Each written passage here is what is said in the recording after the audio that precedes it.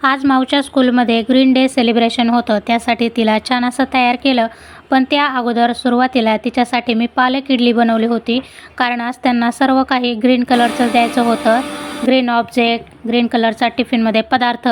तर म्हटलं चला पालक इडली बनवूया. आणि इडलीचं जे बॅटर होतं ते माझ्याकडे शिल्लक होतं, त्यासाठी मी पालक आदल्या दिवशीच रात्री बॉईल करून ठेवला होता. उकडलेला पालक मिक्सरच्या भांड्यामध्ये टाकून छान असं बारीक करून घ्यायचा. त्याची प्युरे तयार झाली की इडलीच्या बॅटरमध्ये टाकून मिक्स करून इडली पात्राला तेल लावायचं आणि त्यामध्ये हे बॅटर टाकायचं. 15 मिनिटं स्टीम करायचं आणि थंड झाल्यानंतर इडल्या काढून घ्यायच्या. तर छान अशा आपल्या पालक इडल्या बनवून तयार आहे. सेम बॅटरपासून तुम्ही आप्पे आणि डोसे पण बनवू शकता. तर चला, इडली बनवून तयार झाली होती. माऊला खाण्यासाठी दिली नारळाची चटणी आणि सॉससाठी मी थोड्याशा व्हाईट इडल्या पण बनवल्या होत्या विदाऊट पालकच्या. तर त्यांना नारळाची चटणी आणि शेजवान चटणी दिली.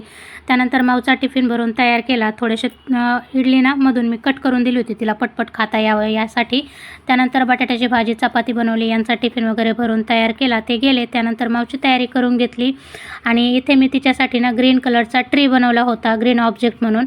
तर तो पण तयार आहे. त्यानंतर त्याची बॅग वगैरे भरून तयार केली. आणि हा जो ट्री बनवला आहे त्यासाठी मी आदल्या दिवशी रात्री खूप तयारी केली होती, तेव्हा कुठे हा ट्री आता बनवून तयार झालेला आहे. तर चला, माऊची तयारी झाली आणि त्यानंतर छान असं स्वामींचं दर्शन केलं, देवाचं दर्शन केलं.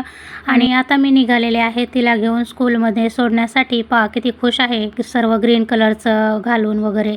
तर या व्हिडिओचा मी इथे एंड करते. भेटूया पुढच्या नेक्स्ट व्हिडिओमध्ये. तोपर्यंत बाय.